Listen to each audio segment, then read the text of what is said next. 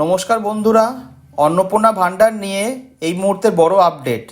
এক ঝলকে দেখে নিন কি। নাম্বার 1, কাল আসছে অন্নপূর্ণা ভাণ্ডারের ফর্ম। নাম্বার 2, আপাতত বন্ধ হচ্ছে না লক্ষ্মীর ভাণ্ডার বা স্বাস্থ্যসাথী প্রকল্প। নাম্বার 3, আবেদন করার জন্য অফলাইন এবং অনলাইন দুরকম ব্যবস্থাই করা হচ্ছে। এরপর শুনে নিন মাননীয় মুখ্যমন্ত্রী শুভেন্দু অধিকারী বিস্তারিত কি বলেছেন।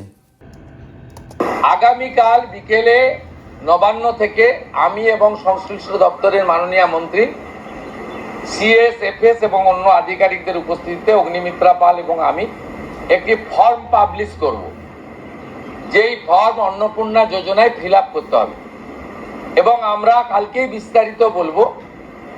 কারণ এনরোলমেন্ট যখন যত তাড়াতাড়ি করবেন তত বেনিফিট আমরা দিতে পারবো। আমাদের অন্নপূর্ণা যোজনার প্রক্রিয়াটা শুরু হয়ে যাবে কাল থেকে।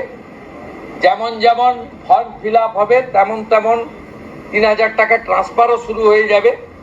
আর যতক্ষণ না 3,000 টাকা ট্রান্সফার হচ্ছে, স্বাস্থ্যসাথী যেমন কন্টিনিউ রাখা হয়েছে আয়ুষ্মান ভারত কনভার্ট না হওয়া পর্যন্ত, এখানে আপনার লক্ষ্মী ভাণ্ডারকেও কন্টিনিউ করা হবে।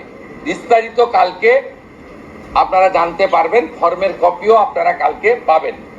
অফলাইন অনলাইন অবশ্যই থাকবে, শুধু পাবলিকের উপরে ছেড়ে দেওয়া হবে না। বিধায়করা নিজ উদ্যোগে ফর্ম ফিল আপ করাবেন এবং সরকারও বিডিওদের নেতৃত্বে প্রত্যেক বাড়িতে বাড়িতে ফর্ম ফিল আপের জন্য সহযোগিতা করার জন্য লোক পাবেন। এবং মাথায় রাখতে হবে, ভারতীয়রাই কেবলমাত্র এই সুযোগ পাবেন, অভারতীয়রাই সুযোগ পাবেন না।